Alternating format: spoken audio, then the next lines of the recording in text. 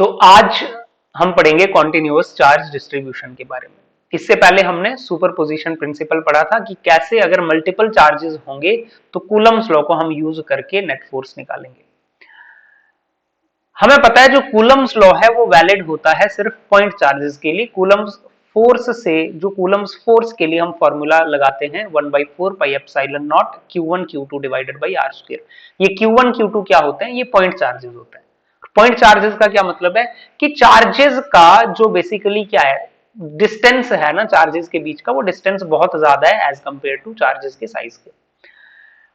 अगर हमारे पास charges point charges ना हो के डिस्ट्रीब्यूटेड चार्जेस हो तब हम क्या करेंगे? तो उसके लिए हमें पहले कॉन्टिन्यूअस चार्ज डिस्ट्रीब्यूशन को समझना पड़ेगा।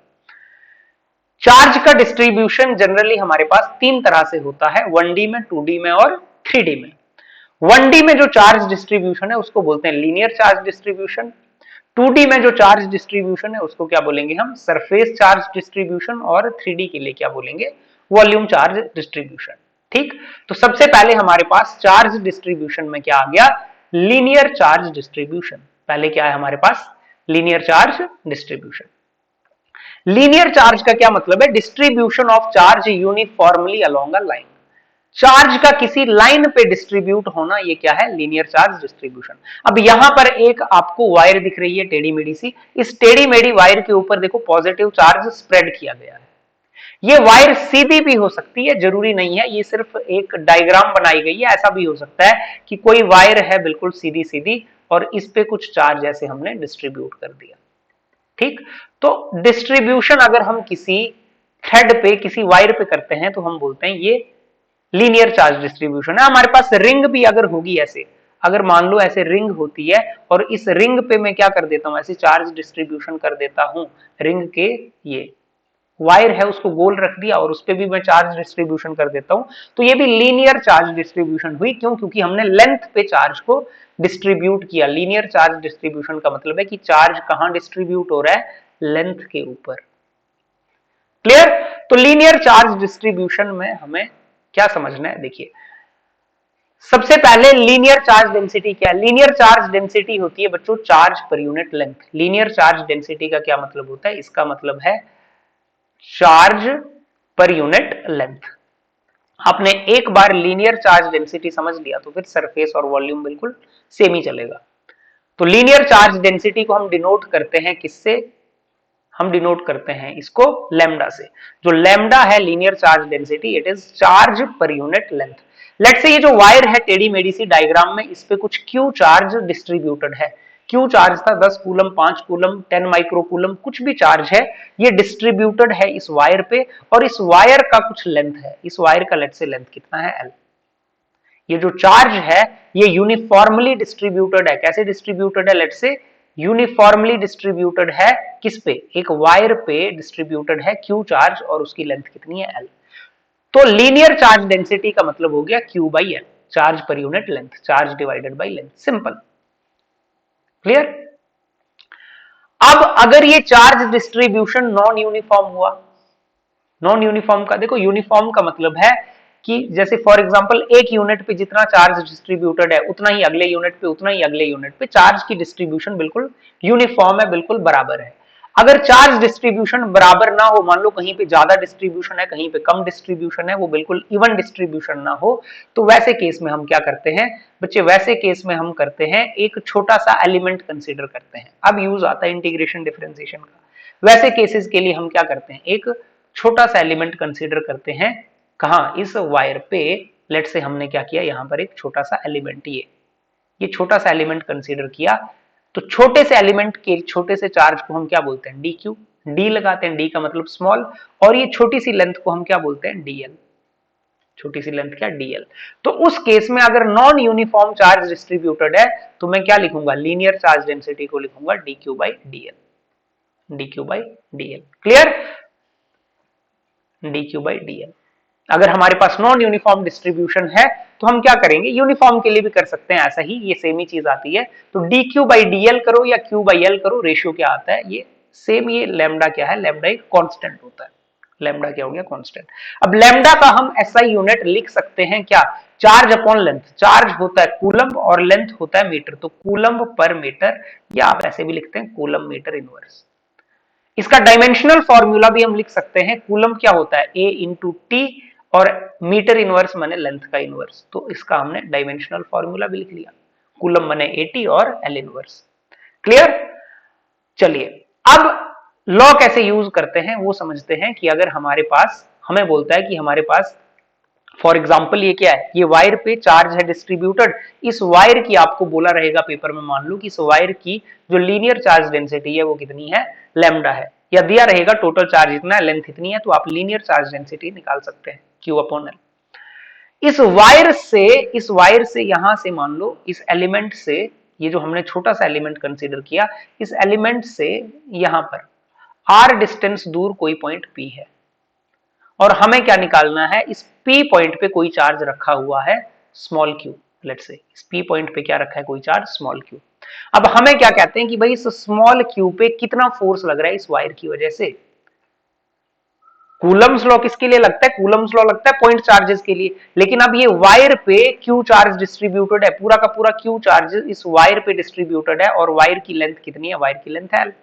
हमने उसका छोटा सा सेक्शन कंसीडर किया, कितना, dq, और छोटे से सेक्शन की लेंथ, छोटी सी लेंथ dl। यहां से r डिस्टेंस दूर है हमारा स्मॉल चार्ज q, जिसपे हमें फोर्स निकालनी है। अब लेट से ये चार्ज क्या है, स्मॉल q पॉजिटिव है, और ये वायर पे तो पॉजिटिव ही था डिस्ट्रीब्यूशन, पॉजिटिव पॉजिटिव रिपल्शन होगी, तो एक बात तो श्योर है कि फोर्स इधर की तरफ लगेगी, ये लगेगी फोर्स की डायरेक्शन इधर की तरफ।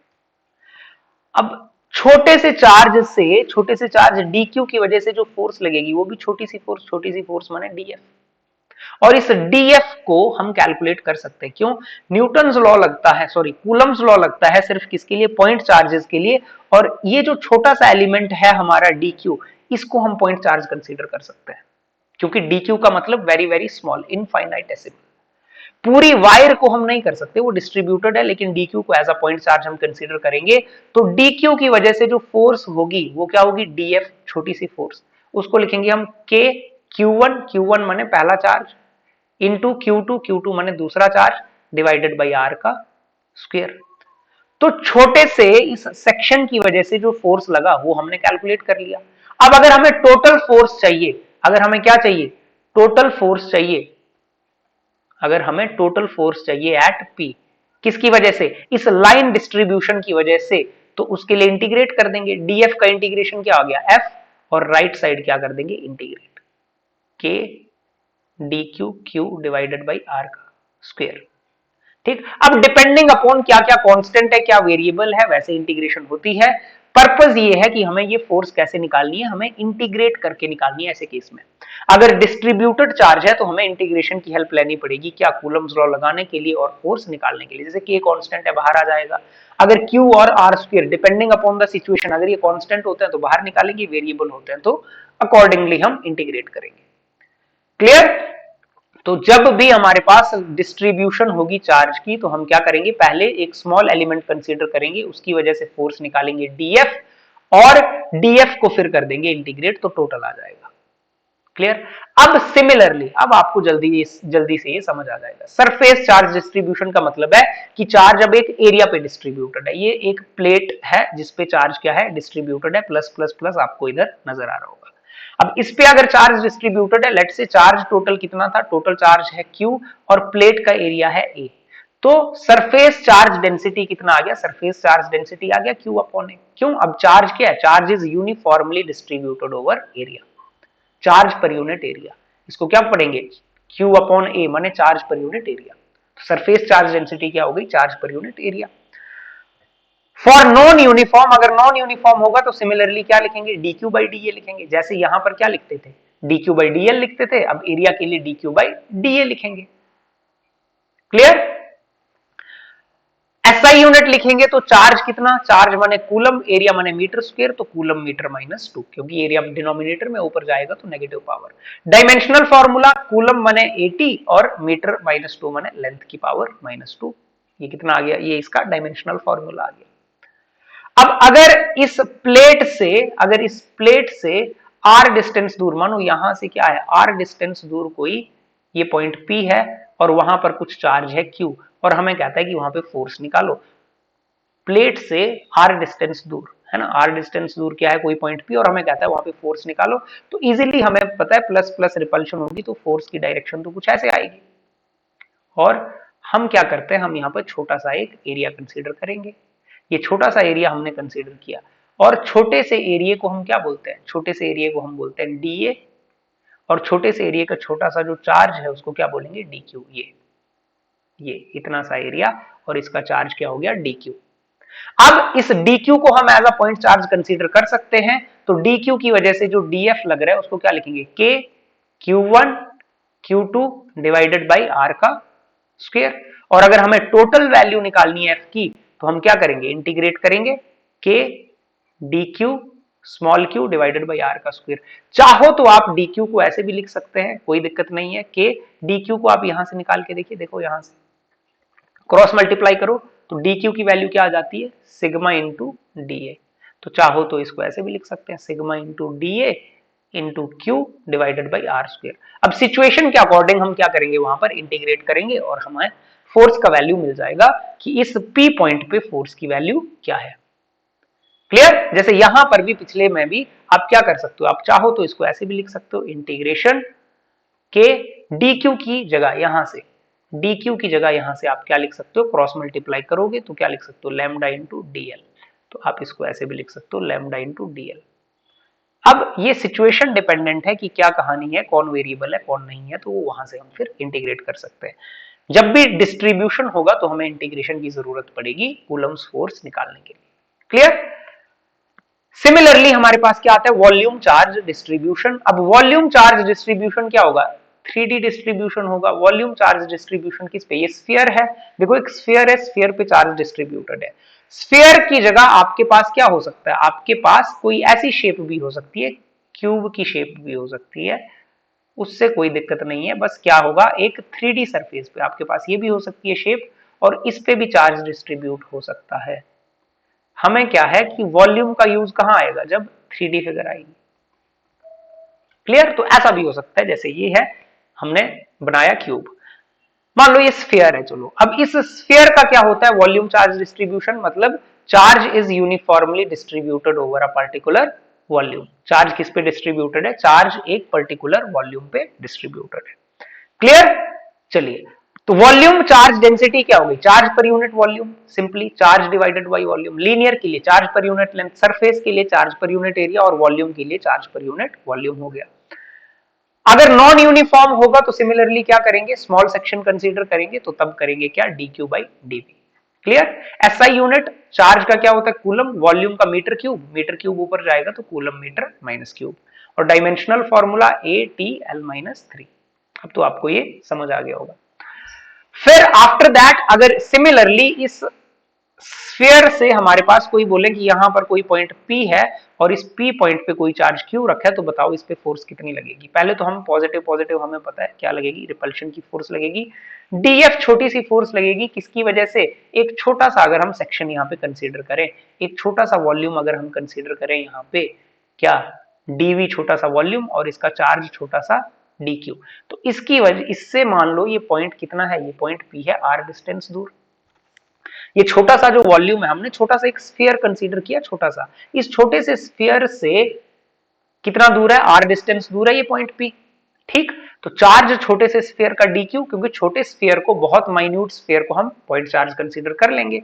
तो सिमिलर वे में हम यहाँ पे क्या लिखेंगे कि भाई df की वैल्यू कितनी आएगी, k q1 q2 divided by r का स्क्वायर। और अगर हम टोटल फोर्स निकालेंगे तो अगेन क्या करेंगे, अगेन करेंगे integrate k dq q divided by r का स्क्वायर। बस फर्क क्या आएगा, dq को हम कहां से, यहां से रिप्लेस करेंगे और dq की वैल्यू क्या लिख देंगे इस बार, rho into dv, rho into dv। अब क्या लिखेंगे, k rho dv q divided by r का स्क्वायर। अकॉर्डिंगली जो भी सिचुएशन होगी हम इंटीग्रेट करेंगे और हमें फोर्स मिल जाएगी। क्लियर। तो आई होप आपको चार्ज डिस्ट्रीब्यूशन समझ आया होगा कि लीनियर सरफेस और वॉल्यूम चार्ज डिस्ट्रीब्यूशन का क्या मतलब है और उसको, उसकी जरूरत क्यों पड़ती है। उसकी जरूरत पड़ती है क्योंकि लॉ हमारा वैलिड जो है वो पॉइंट चार्जेस के लिए है, चार्ज डिस्ट्रीब्यूशन के लिए वैलिड नहीं है। तो चार्ज डिस्ट्रीब्यूशन पे लॉ लगाने के लिए हमें सरफेस चार्ज या वॉल्यूम चार्ज या लीनियर चार्ज डिस्ट्रीब्यूशन को समझना पड़ेगा। बेसिकली हमें चार्ज डिस्ट्रीब्यूशन का यूज आना चाहिए। क्लियर। नेक्स्ट हमारा टॉपिक आता है electric field, very important. Next topic जो है इलेक्ट्रिक फील्ड। देखो चैप्टर का नाम क्या चला है, इलेक्ट्रिक चार्जेस एंड फील्ड्स। तो पहला टॉपिक लगभग आपका समाप्त हो गया। अब दूसरा टॉपिक चल पड़ा इलेक्ट्रिक फील्ड। इलेक्ट्रिक फील्ड पढ़ने से पहले देखो, आपने अगर 11th में सबने ग्रेविटेशन पढ़ा है, ये चैप्टर बिल्कुल ग्रेविटेशन के जैसे ही चलता है। जैसे ग्रेविटेशन में ग्रेविटेशनल फोर्स, यहाँ पे इलेक्ट्रोस्टैटिक फोर्स। ग्रेविटेशन में ग्रेविटेशनल फील्ड, यहाँ पे इलेक्ट्रिक फील्ड। वहां पर ग्रेविटेशनल पोटेंशियल, यहाँ पर इलेक्ट्रिक पोटेंशियल आएगा। वहां पर ग्रेविटेशनल पोटेंशियल एनर्जी और यहाँ पर इलेक्ट्रोस्टैटिक पोटेंशियल एनर्जी। तो सारी चीजें ऑलमोस्ट रिजेंबल करती हैं, बिल्कुल सेम सेम चलती हैं। ग्रेविटेशन जब आपने पढ़ा होगा तो एक चीज आपने देखी होगी कि जो ग्रेविटेशनल फोर्स है उसका जो कॉज है, उसका कॉज होती है ग्रेविटेशनल फील्ड। ग्रेविटेशनल फोर्स का कॉज क्या है, ग्रेविटेशनल फील्ड। वो फील्ड होती है जिसकी वजह से एक मास फोर्स एक्सपीरियंस करता है दूसरे मास का। वैसे ही इलेक्ट्रोस्टैटिक फोर्स का जो कॉज है वो क्या है, वो है ये इलेक्ट्रिक फील्ड। इलेक्ट्रिक फील्ड क्या है, बेसिकली इलेक्ट्रिक फील्ड ही वो कारण है जिसकी वजह से एक चार्ज दूसरे चार्ज की वजह से फोर्स ऑफ अट्रैक्शन या फोर्स ऑफ रिपल्शन क्या करता है, महसूस करता है, उसको एक्सपीरियंस करता है। तो पहला पॉइंट हम देखते हैं। देखो, a charge particle can not directly interact with another charge particle kept at a distance. माने अगर दो चार्जेस के बीच कुछ सेपरेशन है तो उनका कोई डायरेक्ट इंटरैक्शन नहीं होता है, वो एक दूसरे पर फोर्स खुद से नहीं लगाते, उसका कोई रीजन है। वो रीजन क्या है, देखो, it produces something called an electric field in the space around it and this electric field exerts a force on any charge। ये जो इलेक्ट्रिक फील्ड है, क्या कह रहे हैं कि जो चार्ज होता है ना, जैसे हम क्या करते हैं, हम बोलते हैं कि भाई एक चार्ज है यहाँ पर Q1, दूसरा चार्ज क्या है Q2। अभी Q1 Q2 एक दूसरे पे फोर्स ऑफ अट्रैक्शन या रिपल्शन लगाते हैं डिपेंडिंग अपॉन देयर नेचर। अगर दोनों सेम है तो रिपल्शन, दोनों ऑपोजिट है तो अट्रैक्शन। कहता है कि Q1 Q2 एक दूसरे पे फोर्स नहीं लगाते, पहले Q1 अपना एक फील्ड क्रिएट करता है। Q1 के अराउंड इसका क्या होगा, Q1 अपने अराउंड एक फील्ड क्रिएट करेगा, एक इन्फ्लुएंस क्रिएट करेगा। इसके अराउंड क्या होगा, इसका कुछ फील्ड होगा, है ना, ऐसे ऐसे कुछ सराउंडिंग में कुछ भी फील्ड होगा। उस फील्ड, वो जो फील्ड है उस फील्ड के अंदर ही आ जाएगा Q2। तो वो जो फील्ड है वो फील्ड फोर्स लगाता है Q2 पे, या तो इधर की तरफ रिपल्सिव या तो अट्रैक्टिव। सिमिलरली Q2 का भी अपना फील्ड होगा, Q2 का भी अपना क्या होगा, कुछ फील्ड होगा इसके अराउंड, कुछ ऐसे स्पेस में इसका कुछ इन्फ्लुएंस होगा। वो इन्फ्लुएंस क्या लगाता है Q1 पे, या तो अट्रैक्शन या तो repulsion, depending upon the situation. ठीक, तो फील्ड क्या है, फील्ड फोर्स का कॉज है। पहले चार्जेस क्या करते हैं, अपना एक फील्ड क्रिएट करते हैं और वो फील्ड फिर क्या करता है, अट्रैक्टिव या रिपल्सिव फोर्स लगाता है। ठीक, तो अब फील्ड है क्या, ये इसकी डेफिनेशन पेपर में अगर आए तो क्या लिखना है आपने, what is electric field. Electric field can be defined as the space, it is the space around a charge in which another charge experiences an electrostatic force of attraction और repulsion. ये किसी चार्ज के around space है, charge अपने around क्या करता है, एक फील्ड एक्सर्ट करता है बेसिकली। तो electric field is the space around a charge in which another charge experience electrostatic force of attraction और रिपल्शन। तो जो भी स्पेस है वो फील्ड है, किसी चार्ज के अराउंड जो भी स्पेस है वहां पर उसका फील्ड होता है। चार्ज के आसपास फील्ड ज्यादा होता है, जैसे जैसे चार्ज से दूर जाते हैं तो फील्ड कम होता जाता है। ये आगे हम समझेंगे, फॉर्मूला भी बनाएंगे। क्लियर। नेक्स्ट, इस फील्ड की वैल्यू कैसे निकालें। तो फील्ड की वैल्यू ना, जैसे हमारे पास मान लो क्या है, हमारे पास चार्ज है लेट्स से, ठीक, इसको हम क्या करते हैं, इसको इरेज करते हैं, यहां पर अर्थ समझते हैं। जैसे हमारे पास कोई चार्ज है, लेट्स से हमारे पास एक चार्ज है, ये Q है। इस Q का यहां पर A पे, B पे, C पे, पॉइंट D पे हर कहीं कुछ ना कुछ इंफ्लुएंस है इस Q चार्ज का, हर कहीं कुछ ना कुछ इसका इंफ्लुएंस है। A पे कुछ फील्ड होगी, B पे कुछ फील्ड होगी, C पे कुछ फील्ड होगी, D पे होगी, E पे होगी, हर जगह कुछ ना कुछ इसकी फील्ड होगी।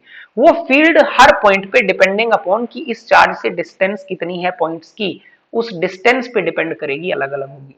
जो पॉइंट नजदीक है वहां पर फील्ड ज्यादा होगी, वहां पर इन्फ्लुएंस ज्यादा होगा, जो पॉइंट दूर है वहां पर इन्फ्लुएंस कम होगा। किसका, इस चार्ज Q का, इस चार्ज Q का। ठीक, तो अब किसी पॉइंट पे, जैसे फॉर एग्जांपल कि डी पे इलेक्ट्रिक फील्ड की वैल्यू कितनी है, इलेक्ट्रिक फील्ड की वैल्यू डी पे कितनी है, इसको बोलते हैं इलेक्ट्रिक फील्ड इंटेंसिटी या इलेक्ट्रिक फील्ड स्ट्रेंथ। किसी पर्टिकुलर पॉइंट पे इलेक्ट्रिक फील्ड की जो वैल्यू है उसको क्या बोलते हैं, इलेक्ट्रिक फील्ड इंटेंसिटी या इलेक्ट्रिक फील्ड स्ट्रेंथ। हालांकि हर जगह मैक्सिमम जगह इलेक्ट्रिक फील्ड जब बोला होगा तो उनका मतलब होगा कि इलेक्ट्रिक फील्ड इंटेंसिटी, वो इंटेंसिटी की बात हो रही है। इन जनरल हम इलेक्ट्रिक फील्ड इंटेंसिटी को ही फिर इलेक्ट्रिक फील्ड भी बोल देते हैं।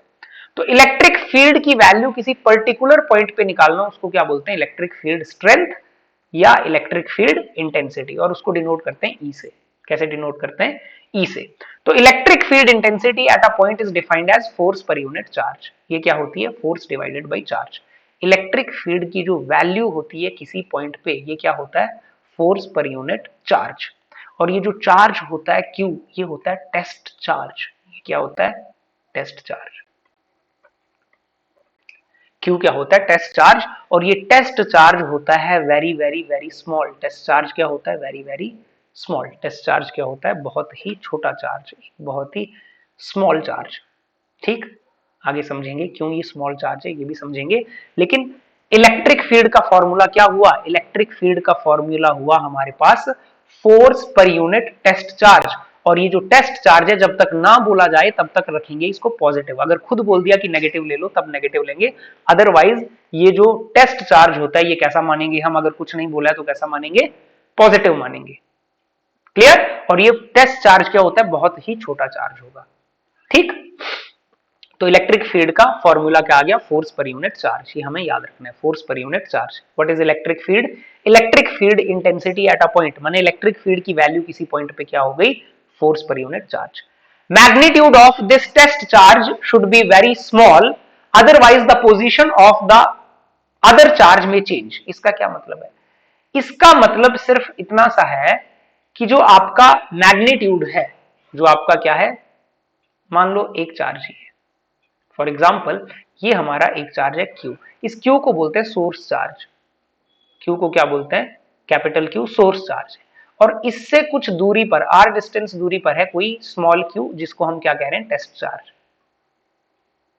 अब टेस्ट चार्ज होना चाहिए बहुत छोटा, test charge approaches to zero, approaches to zero माने बहुत ही छोटा चार्ज होना चाहिए टेस्ट चार्ज। क्यों, ये जो कैपिटल क्यू है इसकी फील्ड होगी कुछ, इसकी फील्ड होगी इसके सराउंडिंग, है ना, फील्ड होगी। अब उस फील्ड में क्या आ गया, उस फील्ड में आ गया ये स्मॉल क्यू। कुछ नहीं बोला हो तो कैसा मानेंगे, पॉजिटिव। तो कैपिटल क्यू स्मॉल क्यू में क्या होगी, रिपल्शन होगी। तो इधर की तरफ फोर्स लगेगी, इस पे इधर की तरफ क्या लगेगी, फोर्स लगेगी, क्योंकि ये पॉजिटिव पॉजिटिव है, रिपल्शन होगी। अब अगर टेस्ट चार्ज खुद ही लार्ज हुआ तो ये क्या करेगा, ये भी कैपिटल क्यू पे क्या लगाएगा, इधर की तरफ फोर्स लगाएगा, इक्वल एंड ऑपोजिट। ये भी क्या लगाएगा, इक्वल एंड ऑपोजिट फोर्स लगाएगा इस पे, है ना।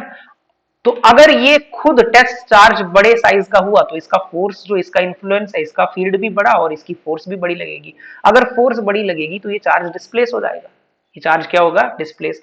लेकिन हमें क्या करना है, हमें सोर्स चार्ज को रखना होता है फिक्स। सोर्स चार्ज को क्या रखना है, फिक्स। और टेस्ट चार्ज को मूव करने की फ्रीडम देनी है। टेस्ट चार्ज मूव करता है, टेस्ट चार्ज क्या होगा, ये होगा फ्री। अगर सोर्स चार्ज मूव कर गया तो उसकी फील्ड निकालने की फिर कोई वैल्यू, फिर तो आर वेरी कर गया, आर क्या हो गया, फिर आर वेरिएबल हो गया। फिर आर वेरिएबल हो जाएगा तो इलेक्ट्रिक फील्ड की वैल्यू में कुछ ना कुछ गड़बड़ आ जाएगी। क्लियर। तो क्यू होना चाहिए बहुत स्मॉल, ताकि क्या, कि इसकी फील्ड का इंफ्लुएंस ना पड़े किस पे, कैपिटल क्यू पे। अगर क्यू एक लार्ज चार्ज हो गया तो फिर कैपिटल क्यू भी, जो सोर्स चार्ज है, वो भी डिस्प्लेस हो जाएगा। आगे हम पढ़ेंगे field due two point charge, तो ये चीज और क्लियर होगी। Magnitude of Q should be very small, otherwise the position of other charge में चेंज। ठीक, चलिए अब इलेक्ट्रिक फील्ड एक वेक्टर क्वांटिटी है। कैसी क्वांटिटी है ये, इलेक्ट्रिक फील्ड इंटेंसिटी एक वेक्टर क्वांटिटी है। ठीक, ये इलेक्ट्रिक फील्ड इंटेंसिटी भी हमारा क्या है, एक वेक्टर क्वांटिटी है। तो इसकी डायरेक्शन भी होगी कुछ ना कुछ, इसकी डायरेक्शन भी होगी। और इसकी डायरेक्शन देखते हैं, इलेक्ट्रिक फील्ड इंटेंसिटी की वही डायरेक्शन होती है जो फोर्स की होती है। जो किसकी होती है, फोर्स। देखो इलेक्ट्रिक फील्ड अगर वेक्टर फॉर्म में मैं लिखूं ना, अगर मैं वेक्टर फॉर्म में लिखूं इसको, यहाँ पे देखिए, अगर मैं इसको वेक्टर फॉर्म में लिखता हूं इसी चीज को, तो वेक्टर फॉर्म में कैसे लिखेंगे, electric field vector is equal to force vector divided by test charge. क्योंकि चार्ज तो स्केलर है, उसके ऊपर वेक्टर नहीं लगाएंगे, तो इलेक्ट्रिक फील्ड की वही डायरेक्शन होगी जो फोर्स की होगी, तो इसकी डायरेक्शन सेम होगी फोर्स की तरफ। एसआई यूनिट अगर लिखे, फोर्स का यूनिट होता है न्यूटन, चार्ज का होता है कूलम, तो न्यूटन पर कूलम। एसआई यूनिट क्या आ गया इलेक्ट्रिक फील्ड का, charge per unit, sorry Newton पर कूलम, न्यूटन पर कूलम। और एक और यूनिट होता है वोल्ट पर मीटर, एक और यूनिट होता है वोल्ट पर मीटर, जो आपको लेटर ऑन समझ आएगा, अभी इसको आप याद कर सकते हैं। अभी ये फॉर्मूला इलेक्ट्रिक फील्ड का क्या, पोटेंशियल पर यूनिट लेंथ, ये पढ़ेंगे हम कब, ये पढ़ेंगे नेक्स्ट चैप्टर में। लेकिन इलेक्ट्रिक फील्ड के एसआई यूनिट दो होते हैं, अगर ऑप्शन आएगा, अगर आप इन दोनों में से कोई भी लिखोगे, मान लो आपको आता है इलेक्ट्रिक फील्ड का एसआई यूनिट लिखो, तो ये दोनों ठीक है। अगर ऑप्शनल आता है क्वेश्चन, ऑप्शंस दिए रहते हैं, तो फिर आपने देखना है कि ऑप्शन में कौन सा दिया हुआ है। इस फॉर्मूले से हमें ये समझ आ जाता है फोर्स न्यूटन है, चार्ज कूलम है, तो न्यूटन पर कूलम तो हो सकता है। वोल्ट पर मीटर जब हम फॉर्मूला पढ़ेंगे कि electric field is equal to negative of potential gradient, तो हमें समझ आएगा। ठीक, तो अभी आपने इसको सिर्फ याद करना है, ये समझ लेंगे हम। न्यूटन पर कूलम हम यहां से force per unit charge. Dimensional formula हम लिख सकते हैं, देखो फोर्स क्या होता है mlt माइनस टू, कूलम क्या होता है चार्ज a इंटू टी। अब -1 पावर है तो दोनों की -1, at की पावर -1 तो a की भी -1 और t की भी -1, ये लग गया स्क्वायर ब्रैकेट। अब क्या आ गया m l t-3, देखो t-2 t-1 t-3 और a इनवर्स, तो ये इलेक्ट्रिक फील्ड का हमने डायमेंशनल फॉर्मूला भी लिख लिया। क्लियर, चलिए नेक्स्ट क्या है, electric field due to a point charge, source charge q is fix, q क्या होगा फिक्स। अभी हमारे पास एक चार्ज है q, ये है सोर्स चार्ज, ये क्या होता है फिक्स, सोर्स चार्ज मूव नहीं करेगा। Electric field due to a point charge, ये पॉइंट चार्ज है, ये क्यू क्या है पॉइंट चार्ज। इस पॉइंट चार्ज की वजह से फील्ड कैसे निकालते हैं, ये फॉर्मूला हमने समझना है। ठीक, चलिए समझते हैं। इस क्यू से लेट से हमें आर डिस्टेंस दूर, कितनी डिस्टेंस, आर डिस्टेंस दूर हमने क्या यहां पर फील्ड निकालनी है पी पॉइंट पे, और हमसे क्या बोला कि भैया electric field eight point P बताओ कितनी होगी। ठीक, इलेक्ट्रिक फील्ड एट पी बताओ किसकी वजह से, इस सोर्स चार्ज की वजह से, ये जो सोर्स चार्ज है क्यू, इसकी वजह से पी पॉइंट पे इलेक्ट्रिक फील्ड कितनी होगी। तो जब भी हमें कहीं इलेक्ट्रिक फील्ड निकालनी है, तो आपने वहां पर एक टेस्ट चार्ज एज्यूम करना है। क्या एज्यूम करना है वहां पर एक, जहां भी किसी पॉइंट पे आपको इलेक्ट्रिक फील्ड निकालनी है, तो वहां पर आपने क्या एज्यूम करना है, एक टेस्ट चार्ज, जो कि साइज में क्या होता है बिल्कुल स्मॉल, यूनिट पॉजिटिव चार्ज, और जब तक ना बोला जाए तब तक कैसा होता है ये पॉजिटिव। अब पॉजिटिव पॉजिटिव में रिपल्शन होगी, तो रिपल्शन होगी, तो रिपल्शन हुई इधर की तरफ, तो इधर की तरफ लगी फोर्स F, और ये F की वैल्यू हम इजीली निकाल सकते हैं। F की वैल्यू क्या आएगी, K Q1 Q2 divided by R का square. Now we know that this electric field की वैल्यू क्या होती है, force per unit test charge, तो ये कितनी आ जाएगी, ये जो फोर्स है इसको आप टेस्ट चार्ज से डिवाइड करो, माने Q स्मॉल q से डिवाइड कर दो, स्मॉल q से डिवाइड करोगे तो स्मॉल q कैंसिल हो जाएगा, तो ये कितना आ गया KQ बाई R का स्क्वायर। आप ऊपर वाली वैल्यू को स्मॉल q से डिवाइड करते हो तो स्मॉल q कैंसिल, तो वैल्यू कितनी आ गई KQ बाई R स्क्वायर, या आप ऐसे भी लिख सकते हो, आपको पता है स्मॉल k का मतलब होता है 1/4 pi epsilon not Q by R square. ठीक, और अगर ग्राफिकली हमने देखना हो तो फोर्स जो इलेक्ट्रिक फील्ड है, सॉरी ये जो इलेक्ट्रिक फील्ड है, it is inversely proportional to r square. R square की कैसी प्रोपोर्शनैलिटी है, इनवर्स प्रोपोर्शनैलिटी है, देखो नीचे are square.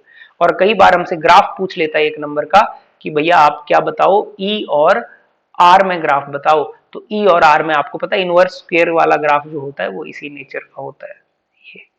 E versus R में, इलेक्ट्रिक फील्ड वर्सेस आर में जो ग्राफ, क्योंकि इनवर्स प्रोपोर्शनैलिटी है स्क्वायर के साथ, तो ग्राफ कैसा होगा, इस तरह का होगा। क्लियर, तो field due two point charge, ये आपको समझ आ गई होगी, वेरी इंपॉर्टेंट, ये भी, ये आपको फॉर्मूला काम आएगा न्यूमेरिकल्स में, के क्यू बाई आर स्क्वायर, के क्यू बाई आर स्क्वायर, ये के क्यू बाई आर स्क्वायर, के तो हम जब मर्जी तब रख सकते हैं, कितना होता है 1/4 पाई एप्सिलॉन नॉट। ठीक, नीचे एक नोट लिखा है छोटा सा, force exerted by field on off Q on Q. अच्छा, ये जो फोर्स होती है ना, हम क्या लिखते हैं, देखो हम लिखते हैं कि भाई जो इलेक्ट्रिक फील्ड है वो कितनी होती है, फोर्स पर यूनिट चार्ज, तो यहां से अगर हम फोर्स निकालें तो फोर्स कितनी होगी, Q इंटू ई।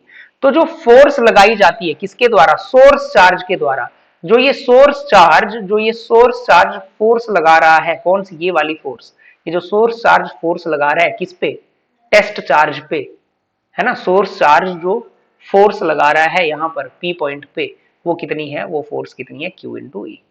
फोर्स अगर चाहिए तो Q इंटू ई। देखो force exerted by field of Q, force कौन लगाता है? Q का फील्ड, क्योंकि फील्ड ही फोर्स का कॉज है।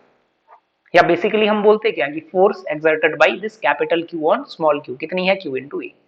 और हमने अभी पढ़ लिया कि फोर्स का जो कॉज है वो क्या है? Electric field. ठीक, तो वो फोर्स सिंपल क्रॉस मल्टीप्लाई कर दो, फोर्स निकालना है तो Q इंटू ई, फील्ड निकालना है तो Q को डिवाइड कर दो F ओवर Q। क्लियर? चलिए ये बात भी हमने समझ ली। अब नेक्स्ट हमारे पास क्या है?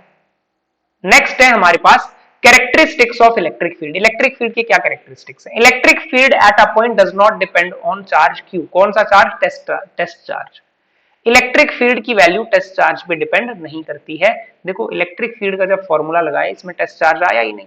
Electric field due to a point charge में स्मॉल q तो गायब है। ठीक, तो इलेक्ट्रिक फील्ड की वैल्यू टेस्ट चार्ज पे डिपेंड नहीं करती है, टेस्ट चार्ज पे डिपेंड नहीं करती है, उसकी क्या वैल्यू होगी उस पे डिपेंड नहीं करता है, इंडिपेंडेंट ऑफ टेस्ट चार्ज। कई बार इलेक्ट्रिक फील्ड का फॉर्मूला ऐसे लिखा होता है, देखो बुक में आप देखोगे तो ऐसे लिखा होगा, electric field is equal to limit q approaches to 0 force per unit test charge. इसका सिर्फ इतना सा मतलब है, मैंने आपको बोला कि test charge should be very small. q approaches to 0 का मतलब है कि q क्या है? ये बहुत छोटा चार्ज है। अप्रोचेस टू 0 माने बस 0 के आसपास ही है, बहुत छोटा चार्ज। तो लिमिट q अप्रोचेस टू 0 का मतलब है कि चार्ज क्या है? बहुत ही छोटा सा चार्ज है। और हम तो सिंपली क्या लिख देते हैं कि E is equal to F upon q, और हमें पता है कि Q क्या है? छोटा चार्ज है। Q क्या है? बहुत स्मॉल चार्ज है। क्लियर? तो बुक में ऐसा भी लिखा होगा तो आपको ये समझ आना चाहिए। For a positive charge electric field is directed radially outwards. अब इलेक्ट्रिक फील्ड की डायरेक्शन मैंने आपको बताया वही होगी जो फोर्स की होगी। यहां पर देखिए फोर्स कहां को लग रहा है? फोर्स लग रहा है बाहर की तरफ। फोर्स कहां लग रहा है? बाहर की तरफ। तो यहां पर इलेक्ट्रिक फील्ड की डायरेक्शन भी क्या होगी? बाहर की तरफ। इलेक्ट्रिक फील्ड भी क्या होगी? बाहर की तरफ। और गौर से देखिए ये जो टेस्ट चार्ज है, ये जो सोर्स चार्ज है जो फिक्स है, ये जो फिक्स चार्ज है कौन सा? Source charge. ये पॉजिटिव है, नेगेटिव के आगे तो नेगेटिव लगा होता है। तो पॉजिटिव चार्ज जब है तो फील्ड बाहर की तरफ। अगर मान लो यही चार्ज नेगेटिव होता, यही चार्ज नेगेटिव होता, अगर यहां पर ये सोर्स चार्ज नेगेटिव होता और फिर मेरे से पूछते कि यहां पर P पॉइंट पे फील्ड कितनी है, तो P पॉइंट पे मैं एक टेस्ट चार्ज एज्यूम करता, और टेस्ट चार्ज कैसा एज्यूम किया जाता है? पॉजिटिव। कुछ ना बोला हो तो कैसा मानना है? पॉजिटिव। अब इस पॉजिटिव चार्ज पे जो नेगेटिव क्यू है, पॉजिटिव नेगेटिव में होती है अट्रैक्शन, तो फोर्स की डायरेक्शन आती है इधर की तरफ। तो जिधर फोर्स उधर इलेक्ट्रिक फील्ड, तो इलेक्ट्रिक फील्ड की डायरेक्शन भी इधर। तो माने नेगेटिव चार्ज पे फील्ड उसकी तरफ आती है, और अगर पॉजिटिव चार्ज है, अगर क्या है? पॉजिटिव चार्ज है तो पॉजिटिव पॉजिटिव रिपल्शन, तो पॉजिटिव चार्ज है तो फील्ड, फोर्स इधर, रिपल्शन तो फील्ड भी इधर। क्योंकि फोर्स और फील्ड की डायरेक्शन क्या होगी? फोर्स और फील्ड की डायरेक्शन क्या होगी? दोनों की सेम होगी। तो दोनों की सेम डायरेक्शन, माने पॉजिटिव चार्ज से फील्ड अवे जाती है और नेगेटिव चार्ज की तरफ फील्ड आती है। क्लियर? तो ये सेकंड और थर्ड पॉइंट आप देख सकते हो। For a positive charge electric field is directed radially outward. इसका मतलब ये है सिर्फ कि पॉजिटिव चार्ज से फील्ड जो होती है वो रेडियली आउटवर्ड, ऐसे बाहर की तरफ। आगे हम फील्ड लाइन ड्रॉ भी कर लेंगे, तो बाहर की तरफ। ठीक, ये पॉजिटिव चार्ज से फील्ड ऐसे रेडियली आउटवर्ड। और for a negative point charge field is directed radially inward. अगर नेगेटिव पॉइंट चार्ज होगा, अगर नेगेटिव पॉइंट चार्ज होगा तो इसका ऑपोजिट एरो क्या करेंगे? एरो अंदर की साइड बना देंगे। ठीक, यहां पर ड्रॉ करके देख लेते हैं। तो अगर हमारे पास नेगेटिव पॉइंट चार्ज होगा ये, तो ये एरो अंदर की तरफ।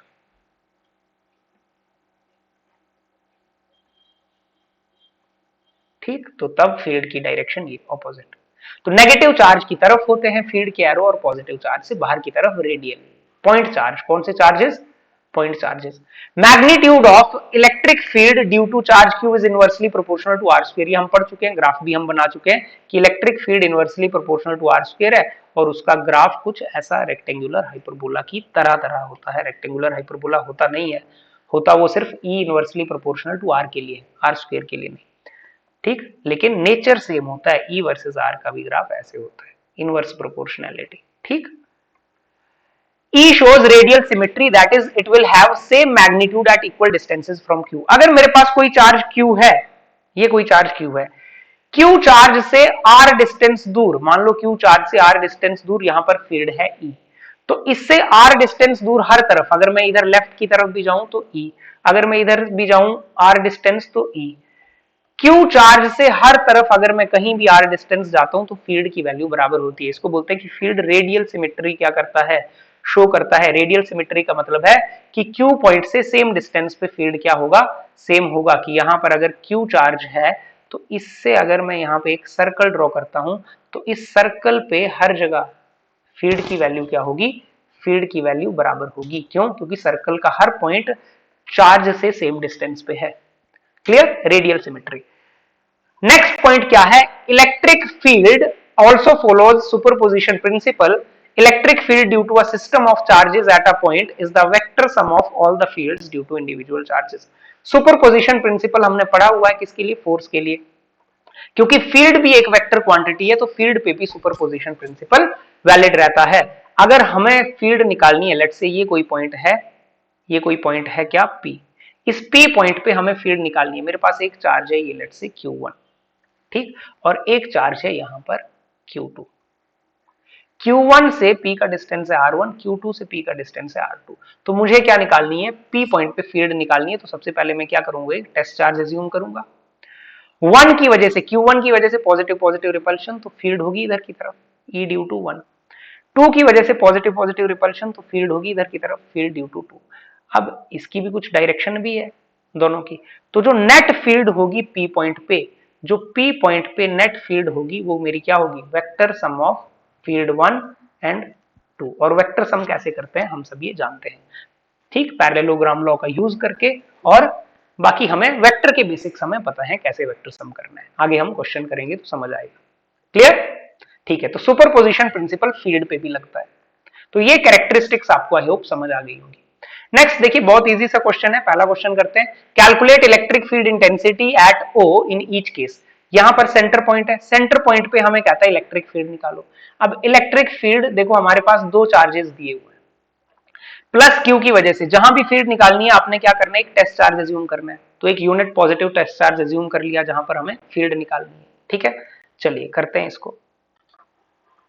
टेस्ट चार्ज हमने एज्यूम कर लिया, ठीक, चलिए चलिए तो पॉइंट O पे देखो, एक को 1 बोल देते हैं और एक को क्या बोल देते हैं, एक को बोल देते हैं 2। ठीक है, एक चार्ज को 1 बोल देते हैं और दूसरे को 2। लेट्स से ये 1 है, पहले वाले को हमने क्या बोल दिया, पहले वाले को हमने बोल दिया 1 और दूसरे वाले को 2। 1 की वजह से पॉजिटिव पॉजिटिव रिपल्शन, तो फील्ड होगी इधर की तरफ, राइट की तरफ। ठीक, अब दूसरे वाले को देखो, पॉजिटिव पॉजिटिव रिपल्शन, तो फील्ड होगी लेफ्ट की तरफ। और क्योंकि देखो पॉइंट बिल्कुल मिड पे है, डिस्टेंस भी सेम है, तो फील्ड की वैल्यू बराबर होगी, इक्वल और ऑपोजिट कैंसल। तो O पे फील्ड कितनी आ गई, 0। फील्ड कितनी आ गई, 0। क्लियर? क्यों? क्योंकि इक्वल एंड ऑपोजिट फील्ड्स है, आर भी सेम है, चार्ज भी सेम है दोनों। अगले में देखो, देखो सब में क्या है, ये जो डायग्राम्स बनाई गई है सब पे चार्जेस सेम है, positive Q positive Q positive Q corners पे है। और आपको ज्योमेट्रिकल सेंटर पे फील्ड पूछ रहा है, ज्योमेट्रिकल सेंटर पे आपने टेस्ट चार्ज एज्यूम करना है। एक इसकी वजह से रिपल्शन उधर की तरफ, दूसरे वाले की वजह से रिपल्शन उधर की तरफ, ऊपर वाले की वजह से रिपल्शन नीचे की तरफ, ये क्या हो जाएंगे, कैंसल आउट हो जाएंगे। E is equal to 0, net field 0। जब भी आपके पास क्या हो कि भाई कॉर्नर्स पे एक रेगुलर पॉलीगन है, या यहां पर स्ट्रेट लाइन में तो साफ ही दिख रहा था, अगर एक रेगुलर पॉलीगन भी होता है और सारे चार्जेस क्या सिमेट्रिकली रखे हुए हैं, तो बीच वाले पॉइंट पे हम क्या करते हैं, बीच वाले पॉइंट पे आप क्यू इमेजिन करके देखो, पॉजिटिव क्यू। अब इसको 1 बोलो, 2 बोलो, 3 बोलो, 4 बोलो। 1 की वजह से रिपल्शन, 3 की वजह से 3 वाला कैंसिल कर देगा, 2 की वजह से रिपल्शन, 4 वाला कैंसिल कर देगा। इक्वल एंड ऑपोजिट फील्ड्स लगेंगे और वो क्या हो जाएंगे हमारे, कैंसिल। तो इसमें भी फील्ड कितना, 0। चाहे पेंटागन हो हेक्सागन हो, इसमें भी 0, इसमें भी 0, सब में क्या आ जाएगा, 0। क्लियर? तो जब भी चार्जेस सिमेट्रिकली डिस्ट्रीब्यूटेड है तो ज्योमेट्रिकल सेंटर पे फील्ड क्या आएगी, 0। नेक्स्ट हमारे पास ये क्वेश्चन है, देखिए ये क्वेश्चन आपका एनसीईआरटी का क्वेश्चन है, अपने एनसीईआरटी का क्वेश्चन है, तो इसको भी हम करते हैं। 2 point charges QA and QB are located 20 centimetre apart in vacuum. तो हमारे पास 2 पॉइंट चार्जेस हैं, ठीक है, एक चार्ज है QA और एक चार्ज है क्या, QB, और इनके बीच की दूरी कितनी है, 20 सेंटीमीटर वैक्यूम में। इनके वैल्यूज दिए हुए, इनके वैल्यूज जब हमें यूज करने होंगे तो हम यहां से वैल्यूज यूज कर लेंगे ऊपर क्वेश्चन से। 20 सेंटीमीटर दूरी है। What is the electric field at mid point, इनका कोई बीच में पॉइंट है सेंटर पे ओ पॉइंट, इस ओ पॉइंट पे इलेक्ट्रिक फील्ड कितनी है, ओ पॉइंट पे जिस भी पॉइंट पे मैंने बोला इलेक्ट्रिक फील्ड निकालनी है, क्या इमेजिन करेंगे, एक टेस्ट चार्ज इमेजिन करो। अब ए चार्ज है देखो पॉजिटिव, और बी चार्ज को देखो ये क्या है नेगेटिव, और टेस्ट चार्ज जब तक ना बोला जाए कैसा होता है पॉजिटिव होता है, टेस्ट चार्ज क्या है पॉजिटिव। पहले वाले पेयर को देखो ए को, क्यू ए और क्यू पॉजिटिव पॉजिटिव रिपल्शन, तो ए की वजह से फील्ड लगी इधर की तरफ, तो ये फील्ड कितनी हुई ई ए। बी को देखो बी नेगेटिव, तो नेगेटिव और पॉजिटिव, नेगेटिव और टेस्ट चार्ज में ये जो टेस्ट चार्ज है नेगेटिव वाले ने भी इसको अट्रैक्ट किया, तो बी की फील्ड भी किधर लगी इधर की तरफ।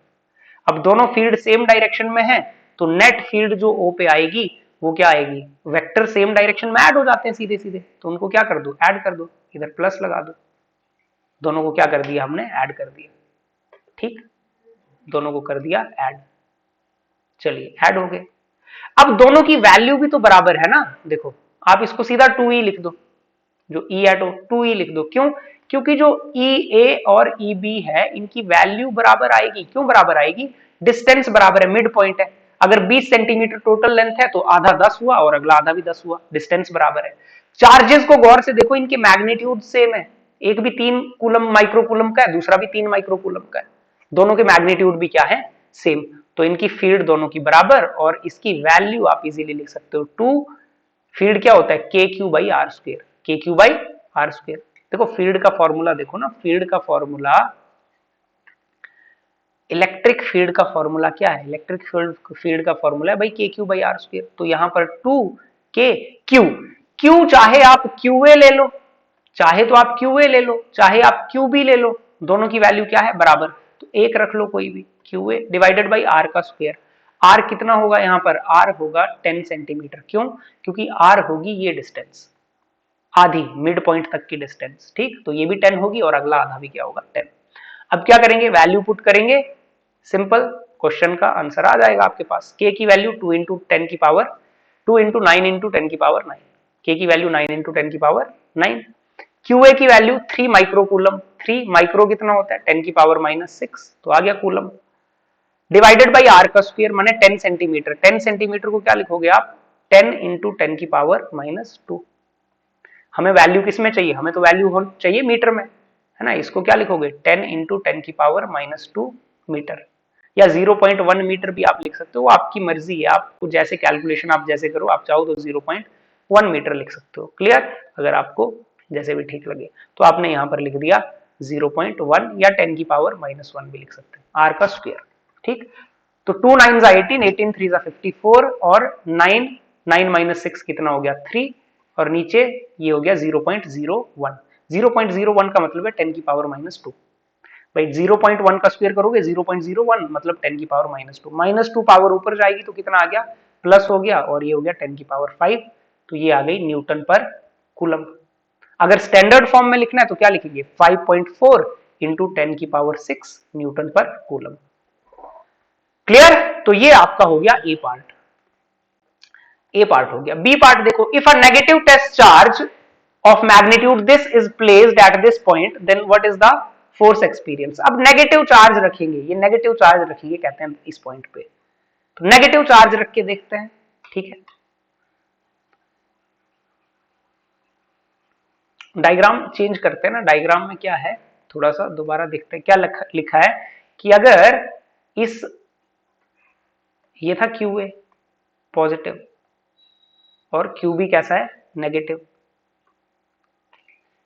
क्यू बी है हमारा नेगेटिव, क्लियर, और यहां पर मिड पॉइंट पे कहता मिड पॉइंट पे अगर मैं क्या रखूं, मिड पॉइंट पे अगर मैं एक नेगेटिव चार्ज रखूं तो मैं थोड़ी देर के लिए इसको -q ही रख रहा हूं, और हमें पता है ये है -q 1.5 इंटू 10 की पावर -9, ठीक, ये नेगेटिव चार्ज रखूं तो कहता है इस पे फोर्स कितना लगेगा, what is the force experienced by the test charge, तो बच्चे फोर्स इस पे कितना लगेगा, देखो बिल्कुल आसान है, पॉजिटिव और नेगेटिव क्या करेंगे अट्रैक्ट, तो इसकी वजह से फोर्स ड्यू टू ए लगेगा इधर लेफ्ट की तरफ, नेगेटिव नेगेटिव रिपेल करेंगे तो फोर्स ड्यू टू बी भी कहां लगेगा लेफ्ट की तरफ, तो दोनों फोर्सेस सेम डायरेक्शन में तो ऐड हो जाएंगे, क्या हो जाएंगे दोनों फोर्सेस सेम डायरेक्शन है, सेम वेक्टर क्या होता है ऐड, तो जो नेट फोर्स होगा ओ पे वो क्या होगा F A plus F B, vector sum of F A plus F B, हमें पता है दोनों की सेम डायरेक्शन है तो दोनों क्या हो जाएंगे 2f हो जाएगा। कितना हो जाएगा ये 2f। क्या ये बात समझ आ गई? ये कितना हो जाएगा 2 इंटू एफ। क्लियर? अब चाहो तो यहां लगा लो k q1 q2 divided by r square, चाहो तो q इंटू ई लगा लो। क्यों? क्योंकि इस पॉइंट पे फील्ड भी तो हमें पता है, कैलकुलेट आप ही करोगे, चाहे तो ऐसे कर लो 2, क्योंकि फोर्सेस दोनों के बराबर ही होने, दोनों का मैग्नीट्यूड सेम है और दोनों के बीच की डिस्टेंस भी सेम है, तो चाहे तो ऐसे कर लो k q1 माने qa ले लो qb ले लो, एक ही बात है, इंटू q2 माने ये वाला q जो दिया हुआ है ये, divided by r square. R आपको पता है कितना था, आर कितना था, ये था आर था 0.1 मीटर। ठीक, चाहो तो यहां से कैलकुलेट कर लो, एक तरीका ये आ गया, इसमें वैल्यू पुट करोगे, QA की वैल्यू कितनी 3 इंटू 10 की पावर माइनस 6, K की 9 इंटू 10 की पावर 9, Q की वैल्यू 1.5 इंटू 10 की पावर माइनस 9 और R की 0.1, तो ये वैल्यू पुट करोगे। और दूसरा तरीका क्या है कि भाई आप F नेट ऐसे भी निकाल सकते हो, 2F को क्या लिखते हैं Q इंटू E। नहीं आई बात समझ? इलेक्ट्रिक फील्ड कितना होता है force per unit charge, electric field क्या होता है, देखिए इलेक्ट्रिक फील्ड अभी तो हमने पढ़ा, इलेक्ट्रिक फील्ड क्या होता है फोर्स पर यूनिट चार्ज, और अगर फोर्स चाहिए तो कितना हो जाएगा Q इंटू ई, क्रॉस मल्टीप्लाई करके, तो ये Q इंटू ई सीधा भी तो यूज कर सकते हैं, तो इसको सीधा यूज कर लो यहाँ Q इंटू ई, 2Q इंटू ई, कितना आ गया ये 2, Q की वैल्यू कितनी है 1.5 इंटू 10 की पावर माइनस 9 इंटू ई तो निकाला ही है 5.4 इंटू 10 की पावर 6 और ये आएगा न्यूटन। अब ये चीज आप कैलकुलेट कर सकते हो, इसमें कोई बड़ी बात नहीं है, आप 15/10 लिखो 54/10 लिखो, उसको सिंपली सॉल्व करो तो आपकी वैल्यू आ जाएगी, और यहां से भी ये वैल्यू सेम आएगी। अगर आप 2f लगाओगे और f को लिखते हो k q1 q2 divided by r square, QA भरोगे Q भरोगे और आर स्क्वायर 0.1 का स्क्वायर, मेक श्योर Q जो है वो दिया हुआ है इस बार। ठीक, तो आपने क्या करना है, आप जब भी ये वैल्यू भरते हो तो आपने इनमें साइन नहीं भरने होते हैं, आपने सिर्फ वैल्यूज भरनी होती है। नेगेटिव चार्ज लिखा है तो इसका मतलब माइनस के साथ नहीं भरना है, डायरेक्शन तो आपको डायग्राम देख के ही पता लग रही है टुवर्ड्स लेफ्ट, तो आप यहाँ पे ब्रैकेट में लिख दो कि ये जो फोर्स लग रही है ये क्या लग रही है, ये फोर्स लग रही है टुवर्ड्स QA। ये नेट फोर्स कहां की तरफ लग रही है, देखो QA की तरफ लग रही है, दोनों फोर्सेस ऐड होके QA की तरफ। आई बात समझ? ठीक है, और फील्ड की भी अगर आपको डायरेक्शन लिखनी है तो फील्ड आपकी कहां आई थी, मेरे ख्याल QB की तरफ आपकी फील्ड आई थी, तो ये आई थी टुवर्ड्स QB। तो वो डायरेक्शन तो हम डायग्राम से कॉमन सेंस से बता सकते हैं। क्लियर? तो आई होप आपको ये क्वेश्चन भी समझ आया होगा, बिल्कुल इजी क्वेश्चन है। नेक्स्ट आपके पास है 2 point charges Q1 and Q2 of magnitude 10 raised to power -8 coulomb और -10 raised to power -8 coulomb are placed 0.1 metre apart, calculate the magnitude of electric field at A. ठीक, नीचे एक डायग्राम दी हुई है, बिल्कुल डायग्राम जो है ये जो लेंथ है पूरी 0.05 प्लस 0.05 ये कितनी है 0.1 मीटर। एक पॉजिटिव चार्ज है यहां पर Q1 और एक नेगेटिव चार्ज है यहां पर Q2।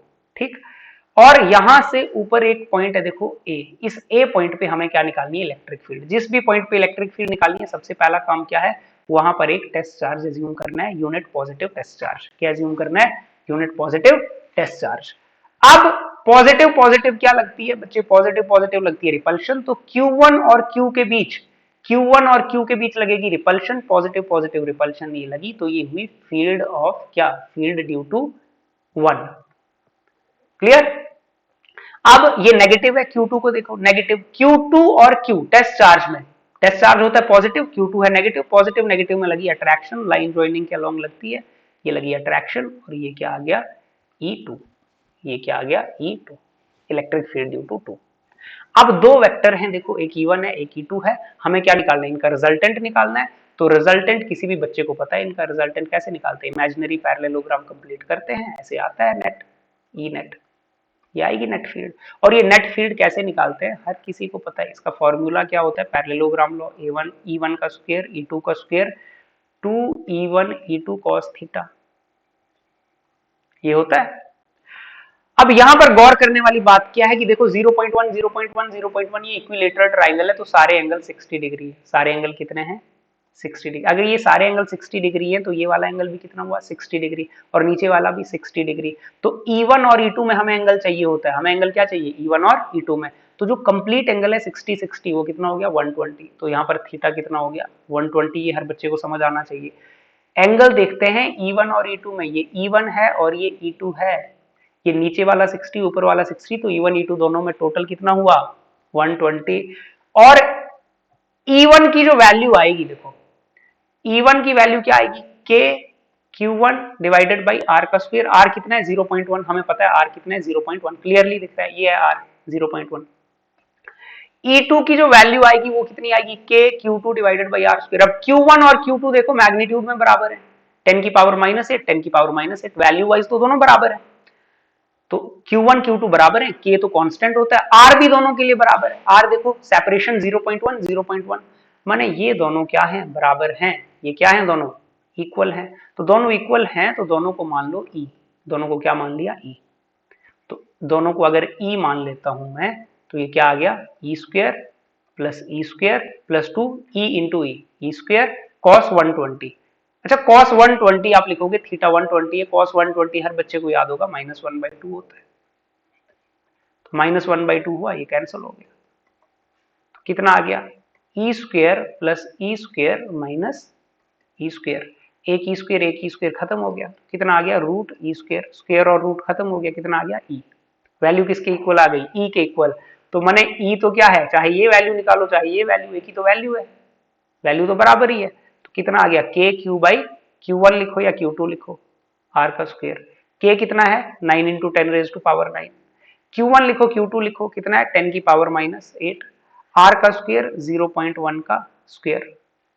क्लियर। अब ये वैल्यू आप कैलकुलेट कर सकते हैं, 9 इंटू 10, देखो ऊपर 9 -8 और नीचे 10 की पावर 0.1 का स्क्वायर 0.01 माने 10 की पावर -2 और ऊपर चला जाएगा तो 10 की पावर 3, -2 ऐड हो जाएगा 10 की पावर 3।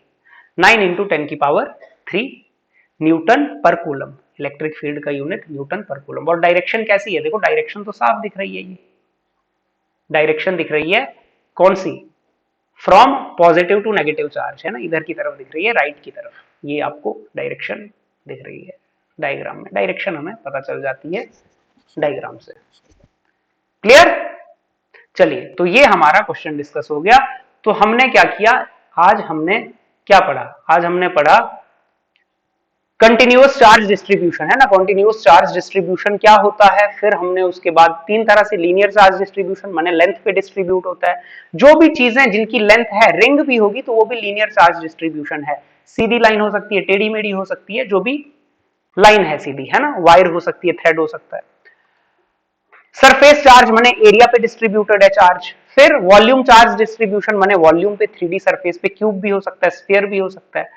फिर इलेक्ट्रिक फील्ड क्या है वो हमने पढ़ा कि इलेक्ट्रिक फील्ड क्या चीज है। उसके बाद हमने electric field due to a point charge समझा, जो कि इंपॉर्टेंट हमारा फॉर्मूला काम आता है न्यूमेरिकल में। फिर हमने क्या पढ़ा, इसके बाद हमने कैरेक्टरिस्टिक्स पढ़े इलेक्ट्रिक फील्ड के, और कैरेक्टरिस्टिक्स पढ़ने के बाद हमने क्या किए, कुछ एग्जांपल्स डिस्कस किए। क्वेश्चन नंबर 1, अगर सिमेट्रिकल चार्ज हैं हर कॉर्नर पे तो ज्योमेट्रिकल सेंटर पे जीरो इलेक्ट्रिक फील्ड। ठीक, इवन ऐसा भी हो, चार्ज डिस्ट्रीब्यूशन भी अगर हो, मान लो ये सर्कल है, सर्कल पे बराबर बिल्कुल यूनिफॉर्म चार्ज डिस्ट्रीब्यूशन है, सर्कल पे चार्ज डिस्ट्रीब्यूशन या स्फीयर पे यूनिफॉर्म चार्ज डिस्ट्रीब्यूशन है, तो सेंटर पे जो फील्ड होगा वो जीरो होगा। सेंटर पे कोई चार्ज रखें उस पे फोर्स भी जीरो होगा और सेंटर पे फील्ड भी क्या आएगा, जीरो आएगा। क्लियर। फिर उसके बाद हमने क्या किया, उसके बाद हमने एक न्यूमेरिकल किया एनसीईआरटी का, ठीक, और उसमें लास्ट क्या था हमारे पास, ये भी एनसीईआरटी में ही आई थिंक सॉल्व एग्जांपल है, क्वेश्चन नंबर जो 3 है। क्लियर। तो आपने इतने क्वेश्चन कर लेने तो इलेक्ट्रिक फील्ड हमारा हो जाएगा। इसके बाद आगे हम डिस्कस करेंगे कि इलेक्ट्रिक फील्ड से रिलेटेड और चीजें अभी काफी है डिस्कस करने को, जैसे इलेक्ट्रिक फील्ड की प्रॉपर्टीज हो गई, फिर उसके बाद डाइपोल आ जाएगा। ठीक है, चलिए तो मिलते हैं फिर नेक्स्ट वीडियो में।